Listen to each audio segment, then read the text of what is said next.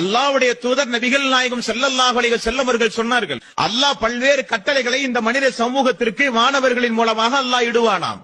அதை சைத்தான்கள் எல்லாம் அந்த வானலோகத்திலிருந்து ஒட்டு கேட்குமாம். ஒரு சில நேரங்களில் அதை எறிவதற்குத்தான் அல்லாஹ் இந்த வானலோகத்தில் அல்லாஹ் நட்சத்திரங்களை ஏற்படுத்தி வைத்திருக்கிறார். ரசூல் ஸல்லல்லாஹு அலைஹி வஸல்லம் அவர்கள் சொன்னார்கள், வானத்தில் இருக்கிற நட்சத்திரத்தை அல்லாஹ் 3 காரியத்திற்காக வேண்டி நிறுவி வைத்திருக்கிறானாம். ஒன்று, வானத்தை அலங்கரிப்பதற்காக. 2, நீண்ட நெடிய பயணங்கள் மேற்கொள்கிற மக்களுக்கு நாள்காட்டியாக. 3வது, சைத்தான்கள் அல்லாஹ் இடுகிற கட்டளைகளை ஒட்டு கேட்கும் பொழுது அதை கொண்டு அல்லாஹ் எரிந்து தூரமாக்குவதற்காக.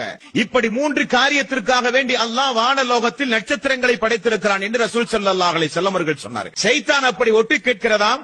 ஒட்டு கேட்கிற செய்தியை நேரடியாக இந்த பூமியில் யாரிடத்தில் வந்து சொல்லுகிறது என்றால், இந்த பூமியில் எங்கெல்லாம் மனிதர்கள் ஜோசியம் பார்க்கிற மனிதர்கள் இருக்கிறார்களோ, குறி சொல்லுகிற மனிதர்கள் இருக்கிறார்களோ, கைரேகை பார்க்கிற மனிதர்கள் இருக்கிறார்களோ, ஜாதகம் பார்க்கிற மனிதர்கள் இருக்கிறார்களோ, பூசாரிகளாக, மார்க்க உலமாக்களாக, மௌலவிகளாக, ஆசாரிகளாக, பூசாரிகளாக யாரெல்லாம் இருக்கிறார்களோ அவர்களிடத்திலே தான் இந்த சைத்தான் வருகிறது, அவருடைய உள்ளத்திலே போடுகிறது. ஆகவேதான் 1000ல் 1 உண்மை நடக்கிறது என்றார்கள் நபிகள் நாயகம் ஸல்லல்லாஹு